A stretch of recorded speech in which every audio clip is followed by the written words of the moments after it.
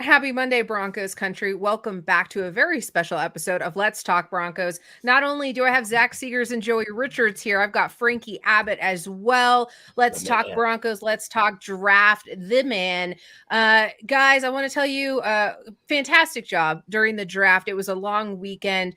You guys covered A through Z, and we're here to break it all down as the Broncos had 5. Technically, we'll count a 6th pick, but we want to go over all the grades for these new Broncos who are coming in here and give a relative, breakdown for all of Broncos country as we start to kind of deal with the postmortem of the NFL draft. First of all, gentlemen, how are you? Frankie, I'm going to start with you.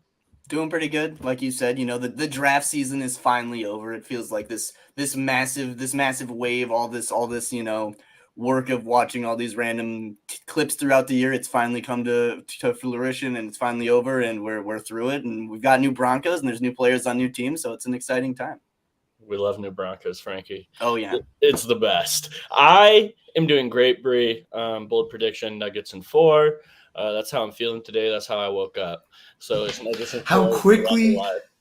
How quickly you switch up, Joey. I was Nuggets in 5, and you were all Nuggets in 7. Yeah, because I was being realistic at the time, but I woke up winning the game today, bro. So it's looking like I was a little realistic. I feel like the Squidward meme right now. I feel like the Squidward meme. I'm just looking from the outside. You guys get to talk NBA playoffs, and I'm just... Hey, listen, I'm there at the game, so you know Chris Paul's going to get it. But anyways, that's all. Bree, Zach, how are you doing? Sucks to buck there, Frankie. Sorry about it. Zach, how are you? I'm doing great, Frankie. We can be like the the Predator meme, like Arnold Schwarzenegger and Carl Weathers, like Nuggets, Bucks, exactly up on the Suns. I've joined in. That's the vibe now. I want to see KD lose. I want to see Jimmy Butler lose. I want to see the Celtics lose. Honestly, I want everyone to lose. The meteor can hit at this point. Yeah, it's all over. But the draft. All right. Draft. I'm excited for it. It's going to be a feisty episode. For most fiery episode in a while. I don't want to steal any more time. Let's talk some picks. Let's talk some Broncos NFL draft picks. First off, we're going to start with the Broncos drafting Oklahoma wide receiver Marvin Mims with the 63rd overall pick. On the big board for Dane Brugler, he had him at the number 76 prospect. So a little bit off there. I think you're probably going to see a little bit of instant impact from the speedster. Guys, break it down for me. What did you think of this pick in specific? Yeah. Bree, actually, Frankie, I want you to take the lead, bro. You do it. You take some lead on Mims. I like the Mims selection a lot. I like him as a player. I think he fits a need of what they were looking for, to have more of a reliable speed threat. KJ Hamler kind of, through no fault of his own, through a lot of injuries, has kind of not been able to have a lot of availability throughout the years. So I think this kind of fills that, able to dictate coverages, able to get more passes open underneath. So it really fills that need. The move up, not necessarily something I love in a draft where they don't necessarily have an excess of capital, but if they were hearing rumors or rumblings that maybe the Eagles or one of the teams that were ahead of them at 67 or 68 was going to make that selection, I can understand why they'd make the move up. Just don't necessarily love it when there were other guys on the board I'd consider maybe in that same caliber of receiver, but I can't fault the team for saying, hey, we see a talent, we want to go out there and get it. I'd say he does kind of fit in that range of like between that 50 and 75 range. So, at the end of the day, I think they went out, they saw they needed to improve the passing attack this offseason. I think this is a player that definitely helps them do it. After watching the tape, after watching, kind of refreshing myself on him a little bit of a player, one thing I totally agree with was Sean Payton saying, like, this is a player that has effortless speed. Like you see some guys on tape and they fly, but this is truly someone that, like, it doesn't look like he's moving very quickly. He can change gears very easily, very sudden mover, decent release ability off the line. Has a lot of inside-outside versatility. And another thing he touched on was his ability as a returner. One kind of theme throughout a lot of these picks is that they all have a lot of special teams experience. He is no exception to that. So I was a pretty big fan of the Marvin Mims pick. I'm not going to give it a perfect grade just because I do still think that there was the chance they could have maybe waited, not spent the excess capital, caught a receiver at least in a similar range at where they were at. But this is the Sean Payton era now where we're probably going to see a little bit more aggression and getting the guys they want. Yeah, Frankie, I totally agree. And I that on that last point, it kind of proves with the trade ups that Sean Payton, I think, had control of this. I don't think that's a very George Payton-y thing to trade up twice and use future capital, especially. We'll get to that later. To make, to go get your guy. That's more of a Sean Payton typical thing of what we've seen with him in the Saints. So, yeah, great point there. And I totally agree with you on Mims as well. I love the player, or I like the player, I'll say.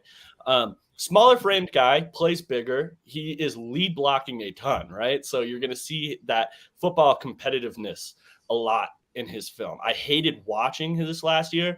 Dylan Gabriel was not great, and I've never seen so much Wildcat in my life. So it wasn't the most pleasant watch, especially when looking for a wide receiver. But then you went back, and you saw a lot more of him with Spencer Rattler and Caleb Williams and those guys at quarterback. And in that, I thought he was really good. He's a vertical threat. That speed is real. And he can really push down the field. But not only that, it translates with him after yards after catch. He has great vision. I don't think he's really juking people out, but he is finding angles and outrunning people and stuff like that. So I like it. Although he does come with all of the issues that you typically get in a smaller receiver, right? You're going to lack the catching radius. You're going to lack the maybe ability to fight through contact all the time. Too many times you saw people push him off his route. That was something that scared me. That happened quite a bit in this film. And then you have to wonder, in the NFL, can he play on the outside? He rarely played against press coverage on the outside. So you didn't get to see a lot of his release packages. When you saw it, it looked good, but you didn't really see it that often. So worry about him only being slot dependent. Overall, though, good pick. Good pick. Sean Payton has only drafted 3 receivers in the top 2 rounds. And those 3 guys are Mike Thomas, Brandon Cooks, and Robert Meacham. So great company to be in. Yeah, I'm a fan of the pick. I like replacing KJ Hamler, if I'm being honest. I think KJ Hamler is an amazing human being.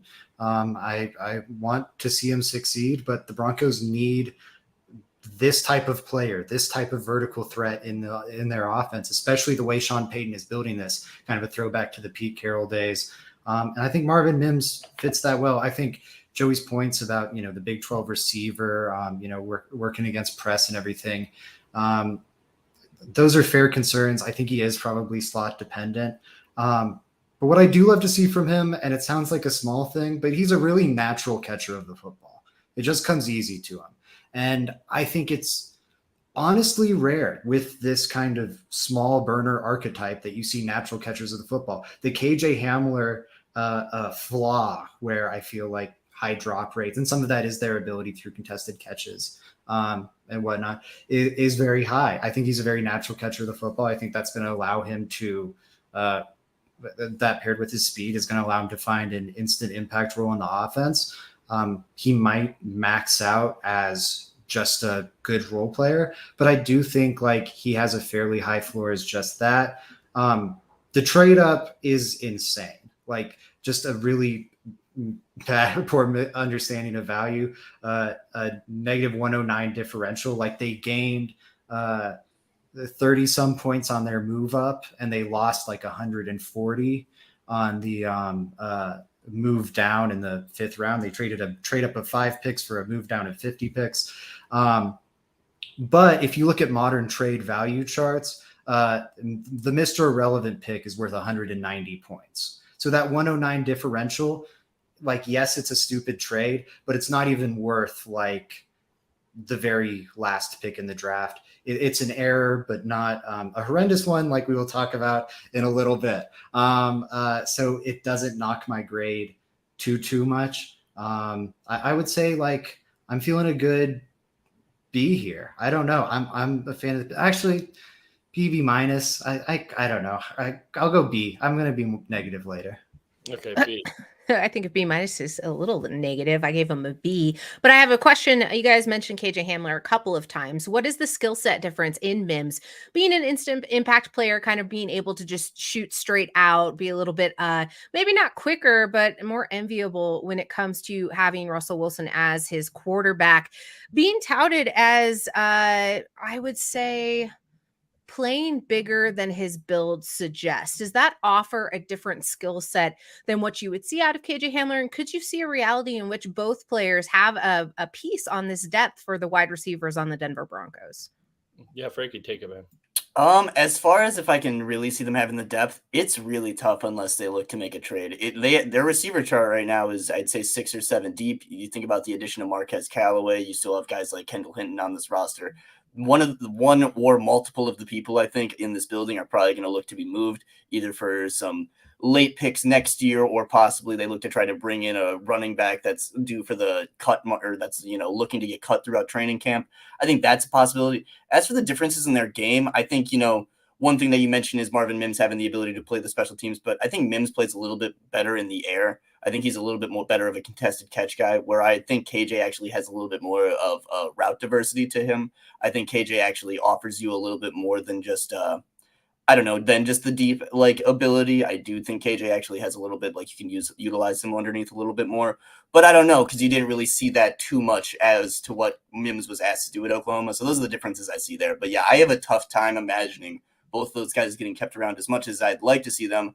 But especially with the direction we're seeing this team go, where they seem to want to be very run heavy, run focused, run first, they're going to have, I think, an extra tight end than you're expecting. They've already signed Michael Burton, who seems like a lock to just be their pure fullback. It's tough to, really rationalize having two of these, true vertical speed threats. And again, I think the big differentiator is going to be the ability to play special teams, as it's going to be for a lot of these rookies. Mm-hmm. Frankie, what's your overall grade for Mims? I'll go B. I'll go B as well. All right, I'll go Joey. C. C, because of I like the player, but I didn't like the trade. The trade is kind of minuscule in the grand scheme of things, but if someone picked Mims, it wouldn't have bothered me, because 6 wide receivers went in the same round, or literally he was the last pick of the second round. So the round after that, 6 wide receivers went, all of which I thought were similar in my grading. So that's just the reason why. All right, guys, thanks. We'll move on to the next pick, the 67th overall Broncos draft Arkansas linebacker, Drew Sanders. This one has created a little bit of tension here, I think, within the LTB crew. A big athlete, I think, tremendous presence. You've got a lot of upside, and then you have the versatility in both passing and run defense. Pro Football Network basically called this one of the best picks of the 2023 draft. The consensus among LTB doesn't seem to fall in that realm. Frankie, I'm going to start with you. Lead us off. Tell us what you thought and give us an overall grade. So I'm very back and forth on this selection, because on one hand, I think that Drew Sanders here makes sense. I think that his selection here is a value. I think that he was probably around the 65th, maybe 50th best player on the board. I think that's completely accurate. Where I struggle is when you look at the current middle linebacker depth chart, it's hard to really factor in where you're going to be getting so many snaps without kind of taking away from some of these other guys. And if you're taking away from these other guys, that's fine. I guess then I have concerns about them handing out the contract to Alex Singleton. Not that it's super big money, but I just have a little bit of concerns about that.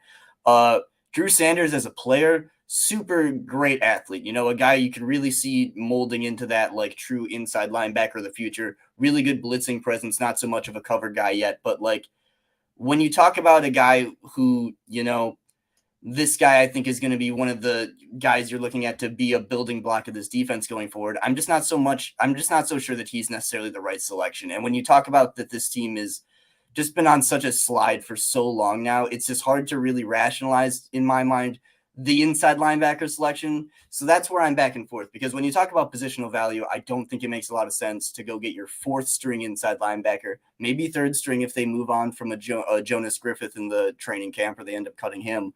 But I just don't love that selection. If it all ends up working out, this is a player who in the long run is probably only saving you $5 to $8 million.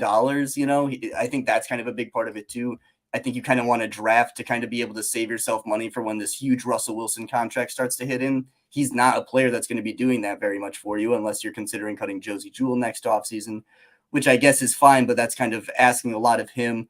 I just think I would have preferred to see them go in a little bit of a different direction, but I do also acknowledge the talent he is, and I'm not going to be upset about we said before this draft started, we talked about a bunch on me and Joey's show, this team just needs to add talent during this draft. This is a roster that's a little bit devoid of talent and is kind of looking to look towards that next generation of Broncos and needs to kind of get started on that process. So I'm not going to be mad with them adding a player that I think was a consensus top 75 pick, but I do think that there were better selections available. And I do think that, like, I see a lot of fans right now saying, like, oh, this guy was a consensus first rounder, yada, yada, yada, yada. I don't think his tape really reflects that as much. I do see this as a guy that was going to last until the second or third round.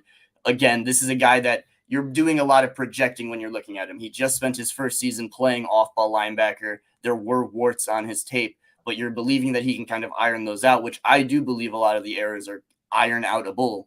But, like, not necessarily a player that you're thinking, oh man, this is going to be like our Luke Kuechly 10-year starter at inside linebacker who we were able to get in the third round. I don't think he's that level of player. Mm-hmm. Zach, what do you think? I want you to go first. I want to compliment Sandwich. I want a chance to rebut your positivity. Okay, yeah, for sure. So I think here's my kind of, I don't know. So when I'm looking at like the value of it, right, I don't think I can change my draft philosophy going into this third round just because I didn't have a first or second. I don't think that makes much sense to me. I think that's how you catch yourself reaching, truthfully, when your board does incorporate positional value. So you set up your board how it is, you incorporate that. There's a reason why. I mean, I went down and I counted the premium positions each round going up to this. 23 of the 31 picks were at premium positions in the first, 19 of 32 were in the second, and then in the third, 15 of 32. It goes lower and lower because there gets to a point where it doesn't make sense anymore. We're on our 12th edge selected and we're on our second linebacker. It just gets to a certain point where it doesn't matter anymore. And I think him as a player, he is the second best linebacker, in my opinion, in this class, if not the best linebacker in this class. It's not the strongest linebacker class in the world. It really is. And it's not the strongest. But in this, I do have him as linebacker 1 or 2. So, and then you look at the guys that went after him. I mean, in the same round, we had DeMarvion Overshawn. I think he's much better than Dorian Williams, Trenton Simpson, Dayon Henley. Like the list goes on. There were 5 linebackers selected after him. So I think it's consensus. And what it tells you by the NFL is that the third round was the sweet spot to take a linebacker. None were taken before that. 5 were taken in the exact same round after Drew Sanders. So I think that's kind of telling.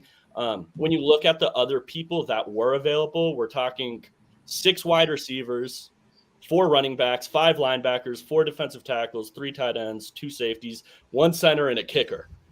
So I just don't see the premium position guy that I'm over heads and heels. I'm like, yes, he's the same caliber as player as Drew Sanders. So I don't hate it at all. You could probably make an argument for a couple guys. You definitely could. But overall, don't hate it. I think Drew Sanders is extremely athletic. I think his ceiling's through the roof, and it does definitely account for some projecting. But like I said earlier, we're in the third round. I don't think you're getting a ready product with anybody. I agree with most everything Joey said. I think my thing is that's a good argument for why the average team should take Drew Sanders with around the 67th pick. And why, if the Philadelphia Eagles did it, I think it's like an A pick. But for the Broncos, I don't love it. I think there's team fit concerns. He's got a ways to go with, I think, reading the game, his instincts, his feel for the game. I know he's only played the position for a year. To me, I wonder if that feel is something you naturally develop, or if it's going to take time with him playing through it. Like that was a similar book on a guy like Jamin Davis, right? He had similar flaws and he was new to the position and fairly inexperienced and young and everything, but he hasn't had the chance to really play through and develop those instincts because the mistakes he makes hurt his team so much they've had to slowly dwindle his playing time. Drew Sanders isn't going to have that playing time off the bat. And so I wonder how much that can develop. And then once he finally gets playing time, how he's going to be able to do it. Then I also wonder about this staff in particular's ability to develop that. Vance Joseph has taken similar, nebulous position, hyper athletic linebackers with maybe some feel or instinct questions or usage questions. And I don't think he's failed to develop any of them. He got Hassan Reddick working in his final year, but then got nothing out of Isaiah Simmons and nothing out of Zaven Collins. So I think that's a concern for me. Greg Minuski, the inside linebackers coach in charge of developing Drew Sanders, has coached inside linebackers for one season in the last 2 decades. And I don't think it's a wildly impressive one. And then the financial element, I think, is also concerning. The Broncos aren't the average team. They have very few picks and very little money. Yet they're still going to have to rebuild their offensive and defensive line, which are premium positions, very expensive areas to rebuild. When the time comes to rebuild that, it's going to be hard to do so. Rebuilding the linebacker core is a lot easier to do. We saw it with Alex Singleton. They spent $1 million and they found a dude worthy of all-pro consideration. Mm-hmm. And look at the all-pro votes at linebacker. Like 20, 25 guys got votes. Maybe it's because they're like 15, 20. But a ton, like way wider range than any position, because there's a lot of like, it's a plateau there of talent. They're kind of easy to come by. They're very replaceable. You don't have many options to dig yourself out of this financial Russell Wilson hole. It's like playing a football game. You're in the fourth quarter. You're at a 28-3 deficit, and you're taking 5-yard runs up the middle. In a standard setting, 5-yard runs up the middle is good offense. It's good process. It'll do you well. At this point, it's not going to serve you. You need bigger chunks. You need bigger plays. And even if Drew Sanders becomes a superstar linebacker, he's making up for $10 million of the Russell Wilson contract. If you found an average player, like that's what Marvin Mims will make up for you if he's a good number 3 receiver. So that's the thing. Like the bar for Drew Sanders to be worth this pick to make up surplus value, he has to be like a perennial Pro Bowler. While Marvin Mims, if he's kind of an average starter, he makes up for the trade up and his pick slotting.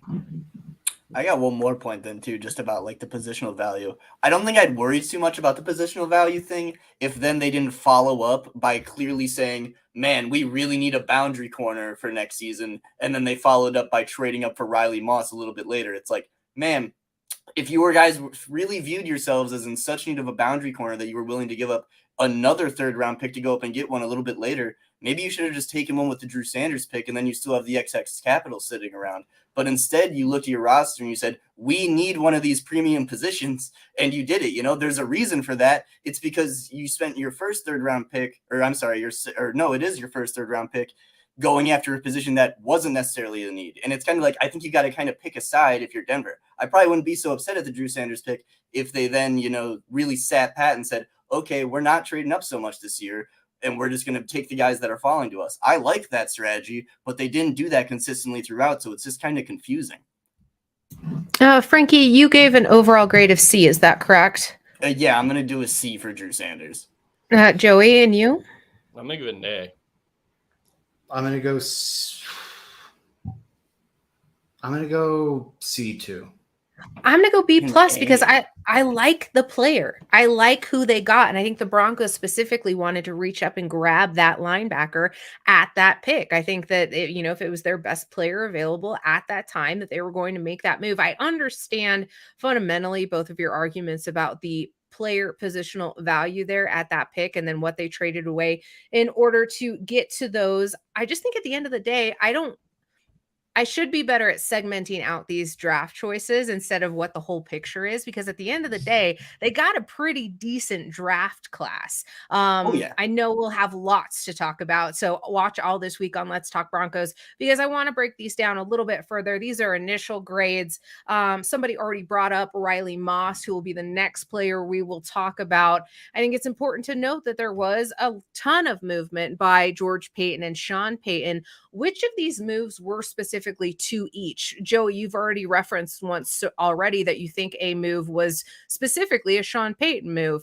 How do you feel moving into these next couple of picks? Give me your idea of what this breakdown is for Riley Moss, because I know there's concerns in his coverage for man versus zone, but I think he's experienced and I think he's a flashy player. Needed the depth in the CB room. We always talk about on Let's Talk Broncos how you can never have enough defensive back. So I'm not mad at this pick. I'm pretty excited about the moxie that Riley Moss is going to bring to the Denver Broncos. Joey, you first. Give me a breakdown here. How do you feel about the pick for the Denver Broncos? Yeah, to me, it feels like a Christian Parker pick, but a Sean Payton philosophy. That's kind of what that's what it feels like to me. I think the Broncos knew they needed a boundary cornerback. Frankie has talked about this a ton. All the credit to him. Get yourself a freaky, athletic corner that Christian Parker can go develop. I'm sure this got his cosign here, so that's really good. But at the end of the day, the trade is a little spooky to me. I don't like the trade at all. This is the worst process, I think, of the draft here. It's just, if Broncos did feel like they had to go get one, that's fair. But to me, it just feels like more that they really like this player, because we're talking about a round that only 3 cornerbacks went in. All 32 picks, 3 were corners. So they obviously loved Riley Moss a ton. My big worry with Riley Moss, the player, isn't how fast he can run straight. It isn't how high he can jump. It isn't his tackling ability, which sometimes he, gets a little too aggressive in. I think he has really great ball skills. I think there's a lot to love here. He's a very high Q football player. Riley Moss is awesome. But the issue for me is just a little stiffness, and I don't prefer that in my corners. It is a position where you need to be fluid. You need to be able to keep up with people. I saw Riley Moss sometimes have a hard time getting in and out of his cuts as fast as a wide receiver is, and that's his job, right? So it's a little scary there. Overall, though, the player I don't mind, especially if the Broncos are moving into more of a cover 3 scheme, which Frankie also tweeted. So shout out to him for that. And then, yeah, I just really hate the process. So if I'm going to give it a grade, I'm going to give it a C-. This one's tough because, I like Riley Moss. I've been on the Riley Moss train. Last year, I was enjoying watching him when he actually had his big interception number season. And he's a good player. He's a freak athlete. He's a guy that I think we're going to be excited to see if he gets the opportunity to pair outside with Patrick Surtain. But the issues do come in a little bit of his scheme limitations. I do think he is going to be purely that cover 3 corner, that you just kind of leave in that deep third, let him kind of play balls deep. I don't think he's got the mobility skills to be able to keep up with guys playing man. I do not believe he's going to be playing in the slot, and I'll be honest. This is a guy that has 2,000 career snaps at boundary corner. He has a lot of snaps on special teams as well.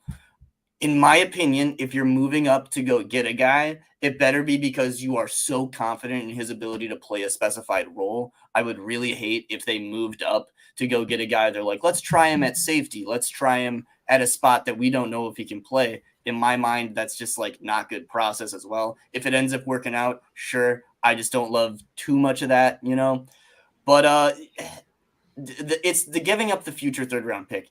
This is a team, and I know that it came out, I believe it's the lower of the thirds between them and the Saints. So it's not necessarily guaranteed to be like the situation with Seattle this year where we're just watching 2 high 4th picks, 2 high 3rd picks. 2 high 3rd round picks. These are 2 teams that I do not think that if you were just to look at Vegas betting odds, I don't think either of these teams are projected to make the playoffs right now. I don't think that these are going to be teams that are going to have their rebuild completely finished after this past offseason. I think there are still going to be teams that are looking towards that rebuild. Giving up top 100 picks at that time is just not something you want to see. And again, you look at the job the Arizona Cardinals did this year where they were stockpiling picks for next season.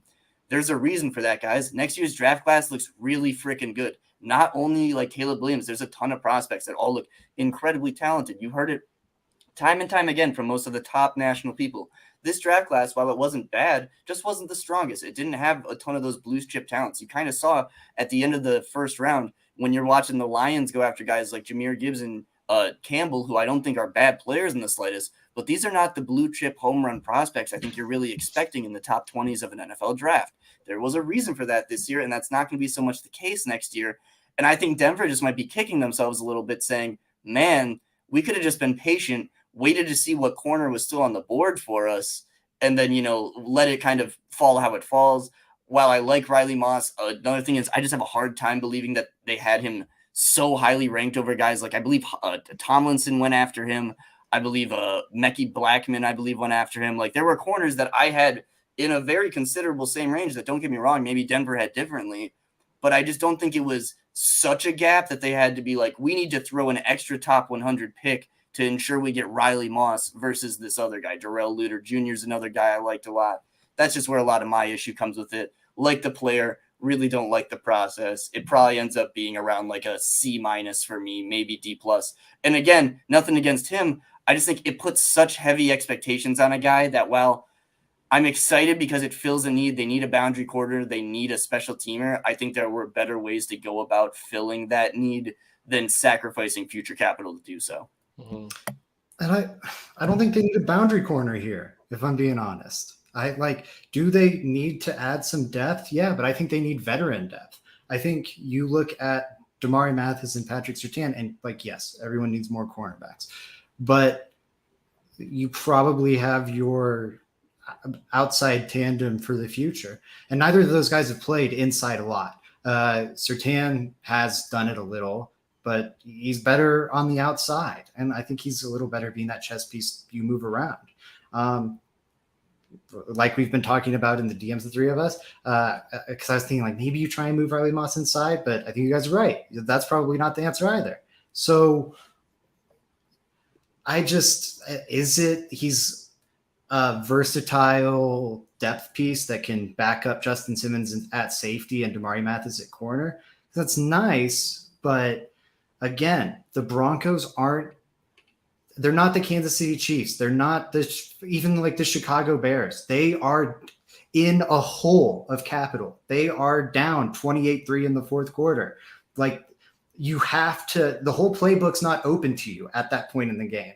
You can't be spending two solid picks, 2 top 100 picks, just about. I guess it's 108, but 2 top 108 picks on a guy you're projecting as a backup corner. Because during the Russell Wilson, whether you think Russell Wilson's with this team for the future or they cut him the moment the 2023 season is done, you are saddled with a bloated quarterback contract for the next 3 years at least.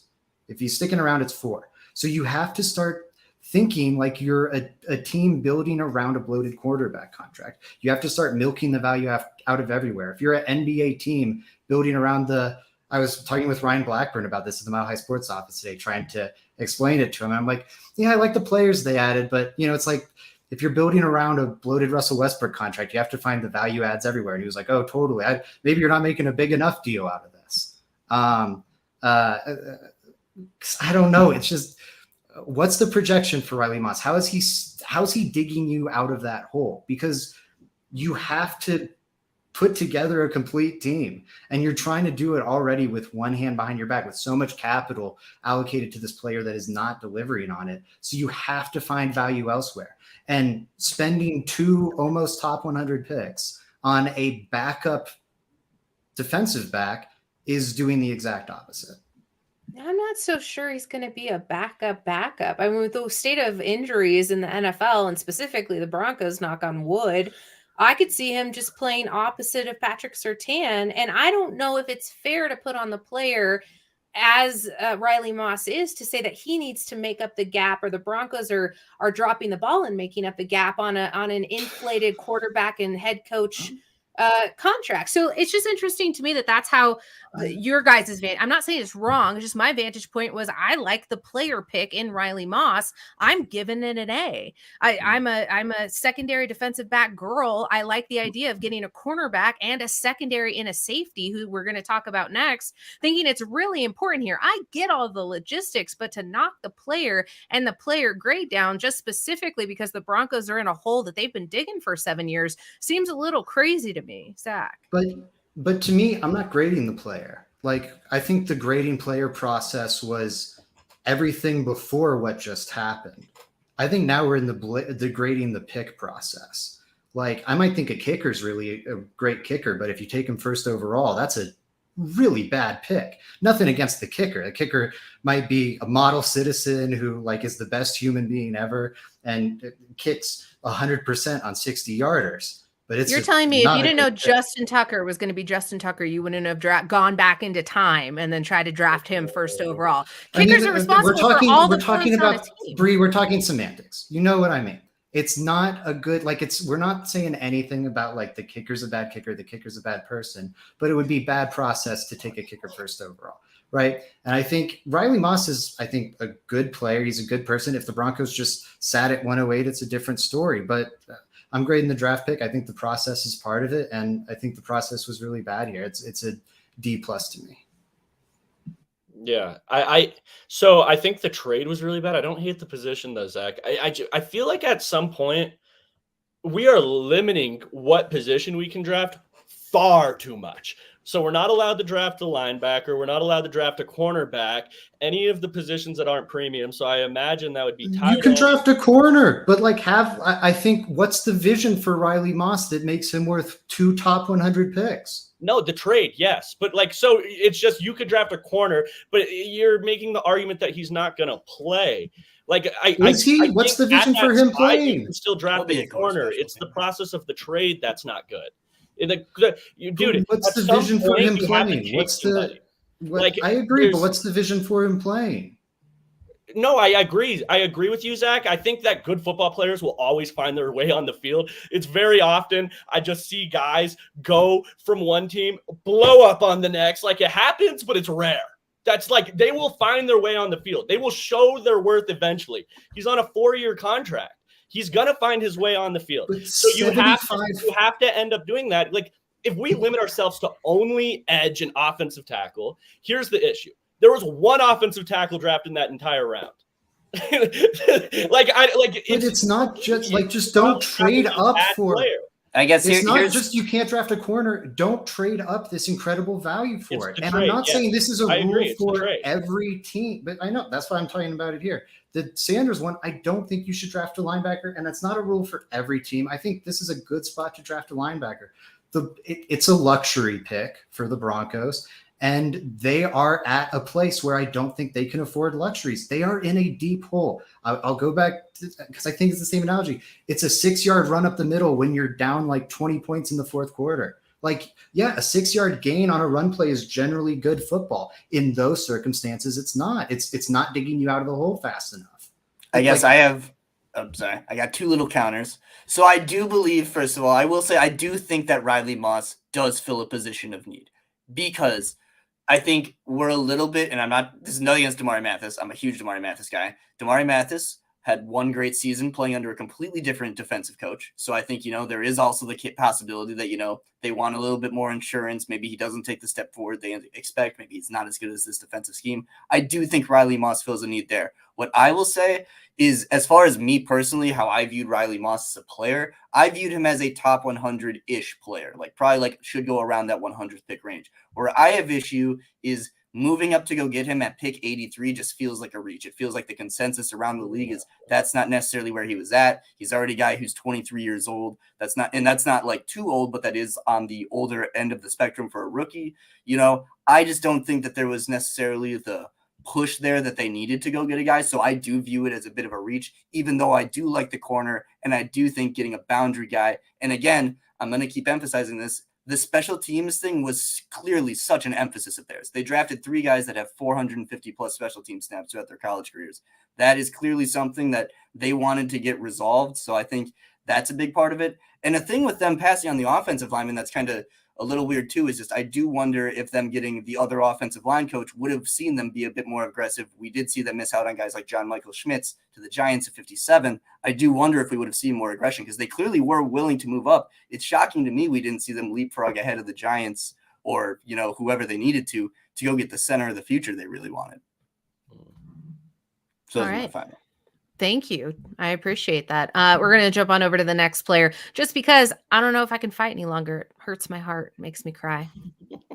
Broncos draft Boise State safety J.L. Skinner with the 183rd overall pick. Guys, this one excited me quite a bit just because I like a hard-hitting safety with the potential with Kareem Jackson possibly leaving or maybe the door being open for him to come back. It still relates to the idea that they need a hard-hitting, through-the-middle, downhill specialist who's able to really hit hard. He had a quote, I believe, just the other day.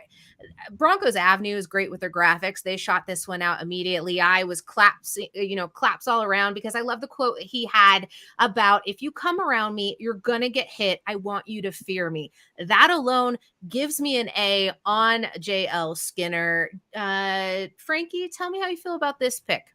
Love it. I mean, this is kind of a perfect example, kind of like the Drew Sanders pick, but I think this one's a little bit better of an example of just letting the player fall to you. This is a guy who, before I think the draft, he did suffer a torn pectoral in the pre-draft process. I believe it was either at the Senior Bowl or slightly after it, but he did have an issue that did force him down the boards. I believe before that, he would have been maybe a top 100, maybe top 125 selection. I believe he is like a top 75, top 100 talent, but he is kind of limited to that box safety role at the moment, which is very devalued in today's NFL. But like, as far as a player goes, as far as the mentality you're bringing your team, as far as like the pedigree, the resume he's bringing with him from college, this is a really good talent to be able to pull out in the 6th round. I think he offers them special teams versatility. I think he offers you, like you said, a kind of Kareem Jackson in waiting to kind of develop up a little bit. But really, I just love the selection. This is a guy I was looking forward to throughout the entire pre-draft process, was devastated to see him go down. Really loved watching him at the Senior Bowl. Not necessarily a guy you want to leave one-on-one in coverage, but like Bree said, a guy who's just kind of a force over the middle. I think he is a little bit lanky at the moment, so you might have to pack on some of that offseason peanut butter, as Joey and Vox Lombardi love to point out. But once he gets that going a little bit, I think he will be a force over the middle, brings a lot of good energy and a lot of good leadership traits, I think, to the defense. And I think, when you talk about, again, the special teams productivity that I think he's going to bring, I think he's going to be huge there. So player I really like to see. Will be interesting seeing how they manage the safety room going forward, because I believe that's a 6 deep, maybe 7 deep room right now. And that's going to be, there's a lot of deep rooms in this roster. I just want to shout out to Jolene, who's over in the YouTube chat real quick. JL Skinner was BPA for me. Very excited for this pick. Jolene, we really appreciate it. We never get to see you on live. So thanks for joining us while we discuss the draft picks here. Joey, on to you. Gray, tell me how you feel about the player. Yeah, I'm giving it a B+ straight off the bat. It, like Frankie said, it was a great example of just letting best player available fall to you, and he did late in the draft. It was great. Also a position that I think, I don't know. As Frankie also said this, it's loaded in that safety room. It's tough. It's going to be tough, but he does bring a completely different skill set to that safety room. No one has the length of an JL Skinner in that group. Nobody comes down and hits like JL Skinner in that safety group that's currently on the roster, obviously. So, yeah, I give it a B+. I think it's really good. My only worry, I guess, would be sometimes these taller guys, and from what I've seen, they have a hard time getting out of their breaks really fast. It comes with the territory of being this tall, free, safety guy. It's hard playing in space when you're that big, straight up. So I have it at B+. I like it. Yeah, it's an A for me. I was a little negative on other ones. I think this is a slam dunk. You got a player that should have gone a lot earlier in the draft. I think it's a role they needed to fill. He's going to contribute on special teams. Unlike earlier rounds, I don't worry about the opportunity cost in the 6th round. It's not like, again, earlier areas. And yeah, he's an amazing player. And I'm a little more optimistic about, I think he is limited to being a box safety now, but seeing him work to the boundary. He didn't have to move backwards so much, but he did have to cover a good bit of space at times in that Boise State defense. And I think he did it well. So I think, and he's a good athlete, there's chance to grow beyond that box only role. So I'm a big fan of it. I like that optimism. We'll move on to the last of the litter. Broncos draft Oregon center Alex Forsyth with the 257th overall pick.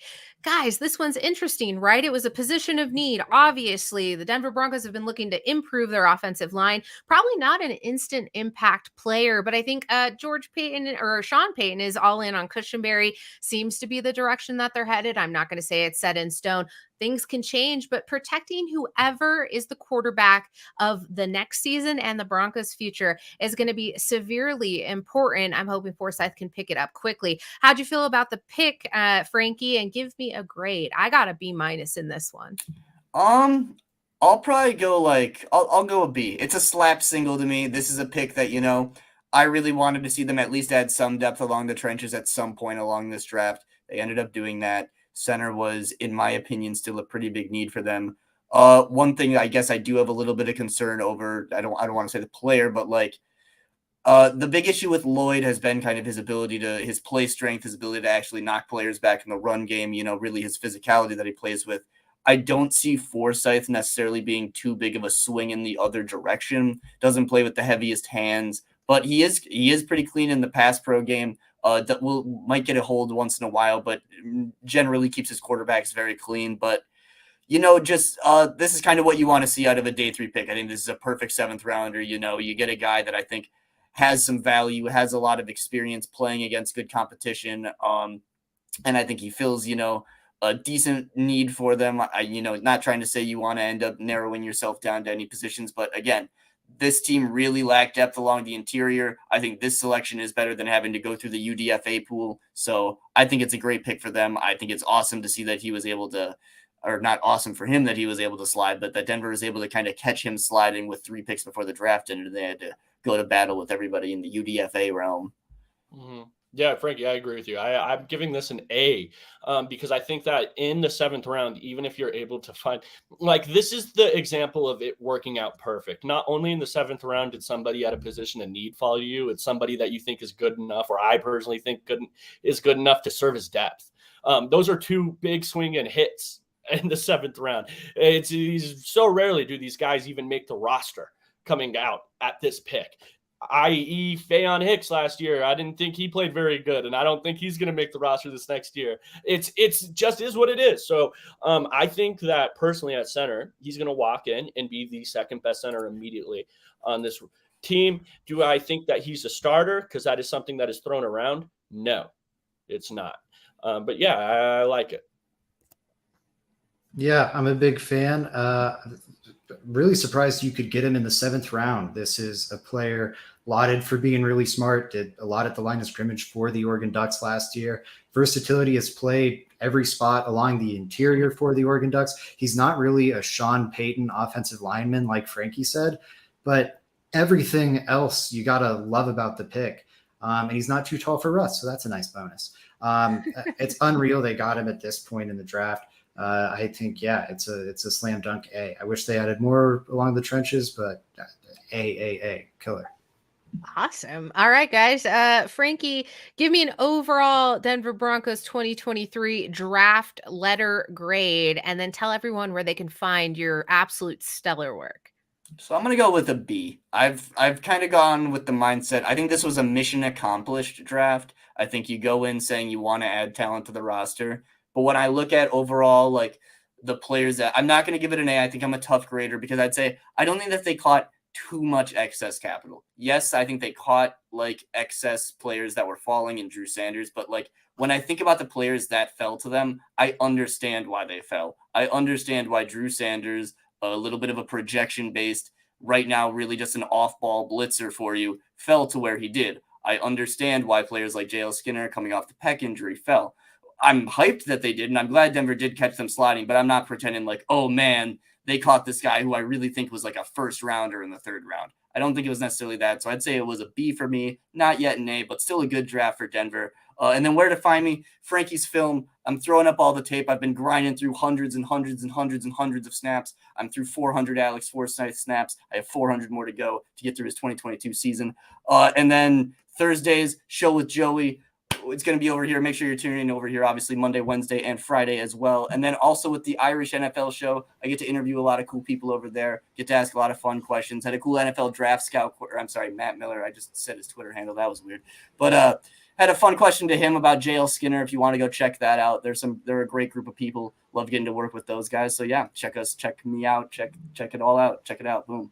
Yeah. Check it out. Don't throw up any more tape though, Frankie. Joey.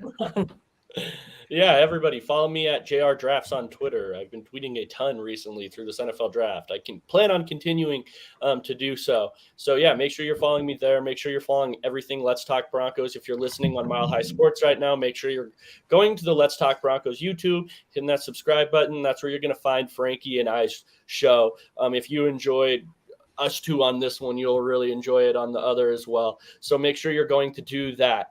But yeah, that's all I really have, guys. Overall grade. Oh, overall grade. I want to change Mims to a B- because I really thought about it. I don't really care about that. The trade kind of sucked, but it is what it is. It's not huge. And then I'm going to give the The overall grade a B. Got it. Frankie. Zach Seegers, overall grade. Where can everybody find your stuff? Yeah, lots of disagreement on the individual, but not on the big thing. I'm going to say a B- for my overall. So just a little under you guys. I think it's good, but I won't be surprised if a year from now we're like, wow, they got to spend a lot of money on the offensive line and defensive line, and they are not able to. You can find me over on Twitter at Zach_Seegers and here on YouTube. I keep saying it literally every show, but we've got so much exciting stuff happening on the Let's Talk Broncos YouTube. I don't want you to miss out, so go there. I love it. I think I'm going to go B+ because I really like what happened here. I like the players that were chosen. As somebody who ended the last season absolutely down in the dumps, I'm a little bit more optimistic once I saw what Sean Payton, George Payton, and crew were able to do here. I like it. I'm even on the border of A- B+, but I'm going to go B+ so I don't throw all of Broncos country into absolute shock. Go follow me, Brie Maestas 303 over on Twitter so you can see all the other things that I'm popping onto. I like to jump on the radio every once in a while, talk some all types of sports. I don't only talk Broncos, I talk everything else. We're going to get going because Let's Talk Broncos crew has a Nuggets game to catch, but we appreciate you watching. Subscribe, and Zach already said it. There's a lot of cool stuff coming up, so you want to stay tuned. We'll talk to you on Wednesday. Good night, Broncos country.